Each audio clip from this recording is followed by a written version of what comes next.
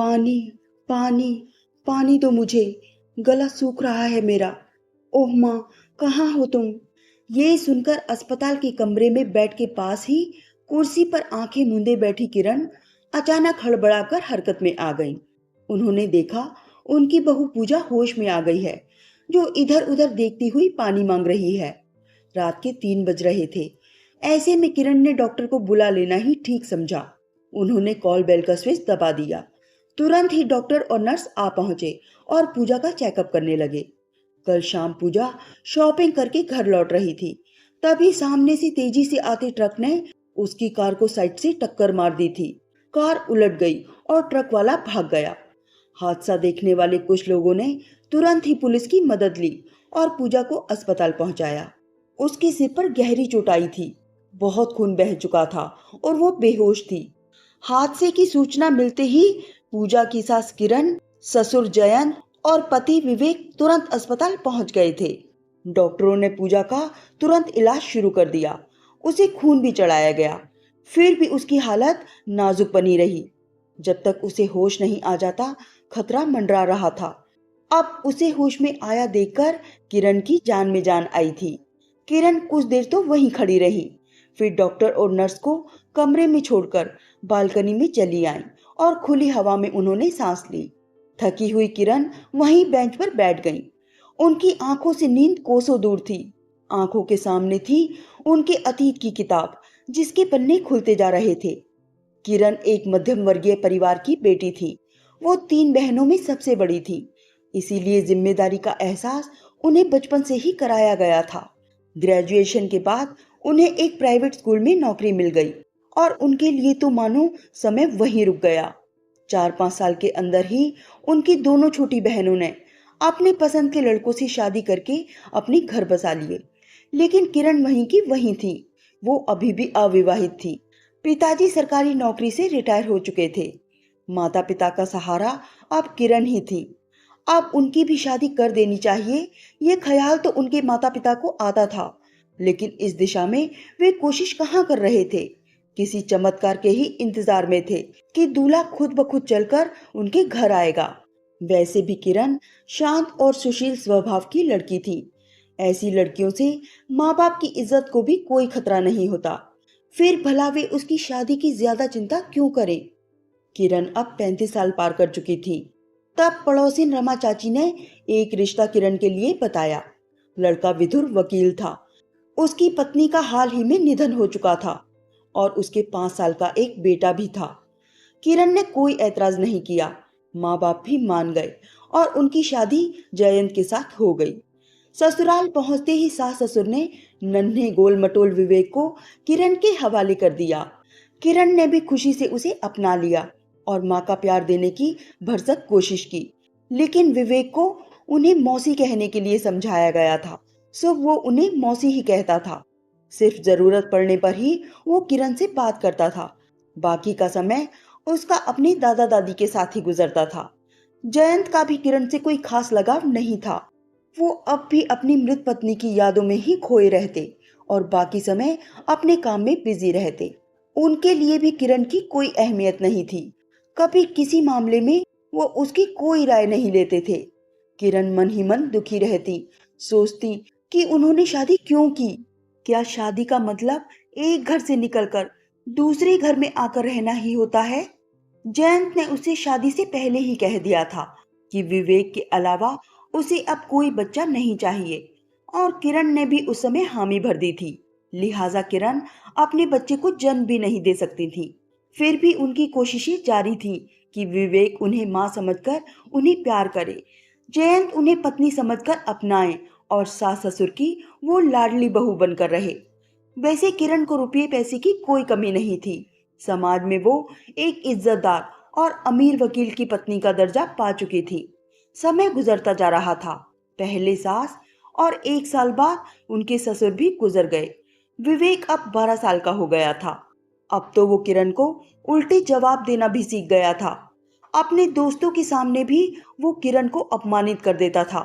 जयंत से इस बात की शिकायत करने के बारे में तो किरण सोच भी नहीं सकती थी, क्योंकि जयंत खुद भी तो किरण के साथ ऐसा ही बर्ताव कर रहे थे।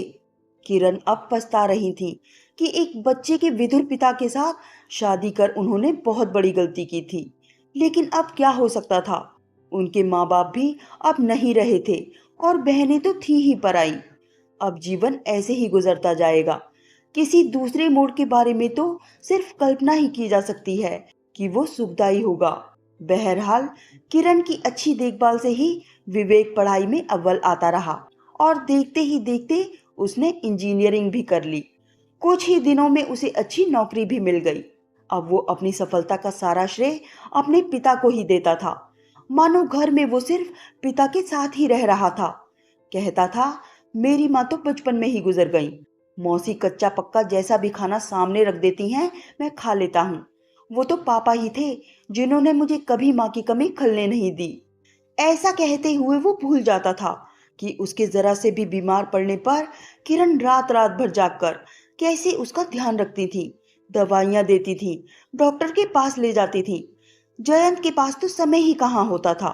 स्कूल से लेकर कॉलेज तक उसकी किताबें और दूसरी चीजों को किरण ही सहेज कर रखती थी, जिससे कि वो अपना पूरा ध्यान अपनी पढ़ाई में लगा सके।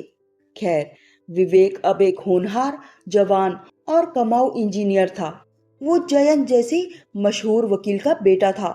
उसके लिए रिश्तों की कोई कमी नहीं थी। पूजा भी अच्छे खानदान की बहुत सुंदर लड़की थी। विवेक और जयंत को वो देखते ही पसंद आ गई। किरण की राय जानने का तो कोई सवाल ही नहीं था और ये शादी हो गई।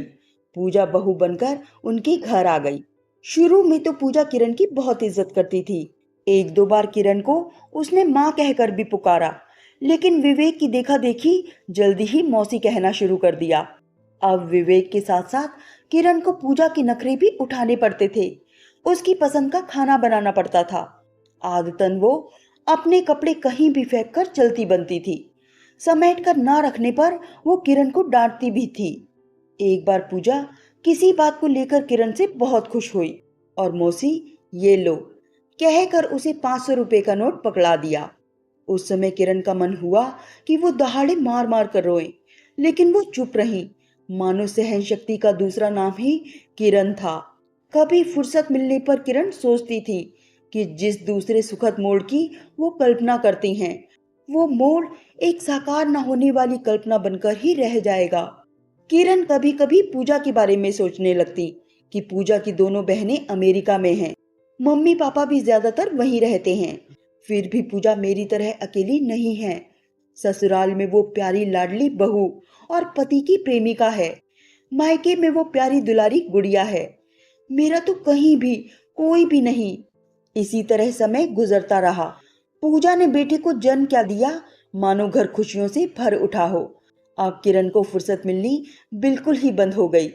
नन्हे शुभम के साथ किरण के दिन गुजरने लगे।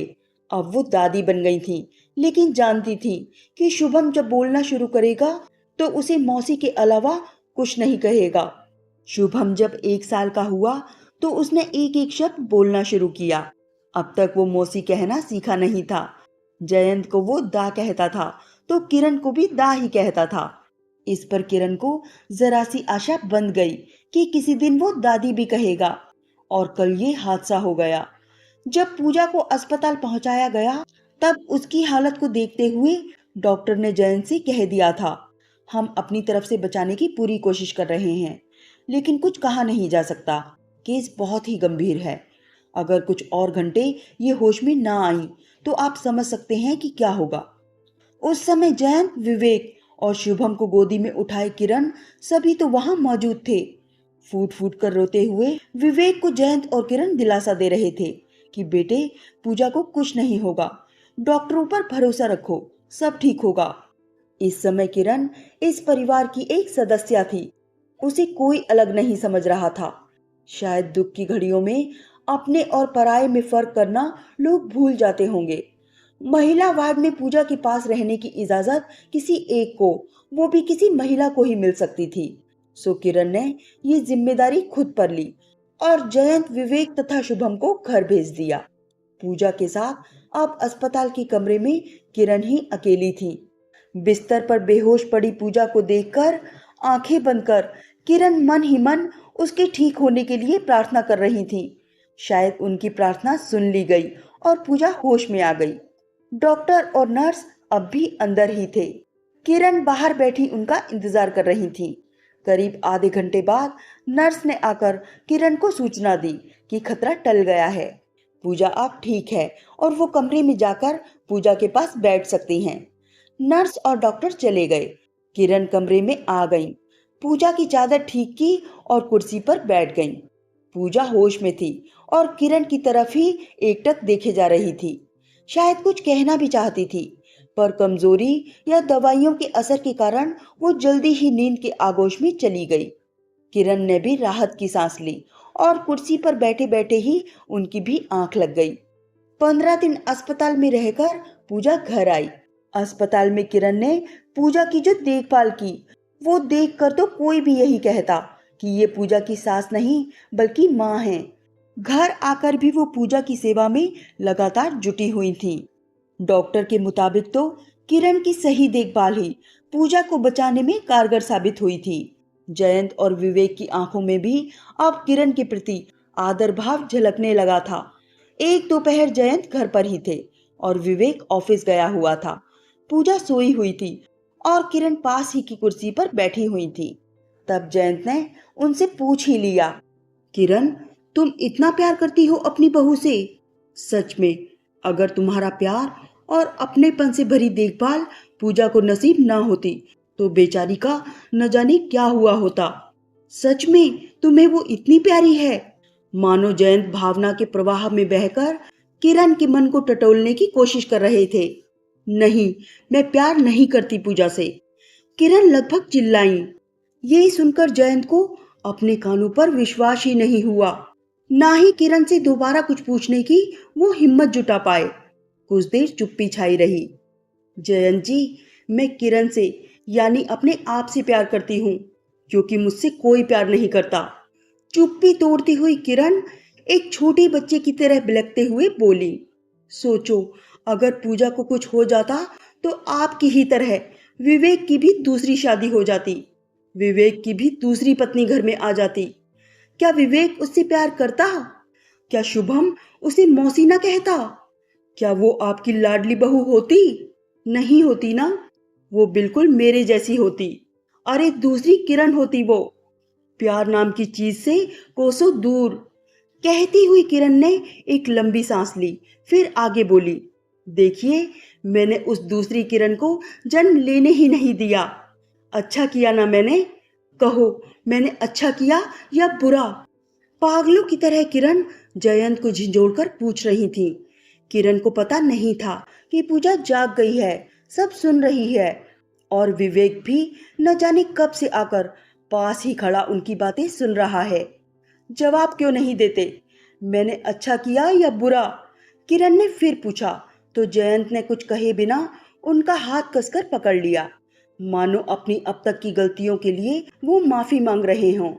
तभी विवेक आगे बढ़ा और किरण का माथा चूमकर उनकी गोद में सिर रखता हुआ बोला, माँ, मेरी प्यारी माँ, तुम मेरे सामने थी और मैं तुम्हें तस्वीर में देखता रहा।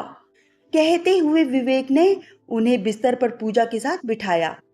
इधर जयंत जी के आंसू थमने का नाम नहीं ले रहे थे। विवेक अब रोती हुई किरण को चुप कराने की कोशिश कर रहा था। किरण, तुम मेरे जीवन में उजाला लेकर आई, फिर भी मैंने तुम्हारी कदर नहीं की।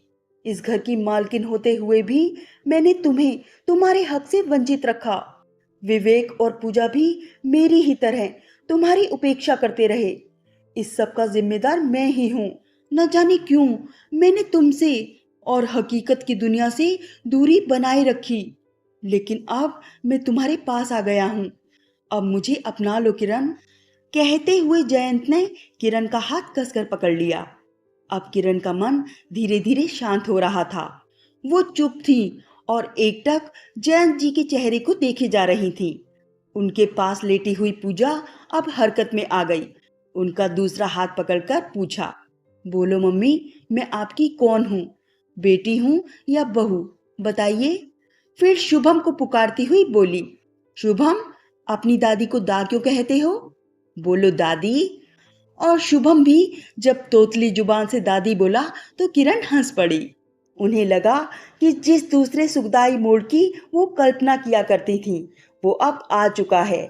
पहला मोड़ कंकड़, पत्थर और कांटों से भरा था, तो दूसरा मोड़ हरियाली, महकते फूल और प्यार की बौछारों से सराबोर है। इंतजार रंग लाया है। अब उनकी बाकी की जिंदगी इसी मोड़ पर आगे बढ़ती जाएगी, इसमें कोई शक नहीं।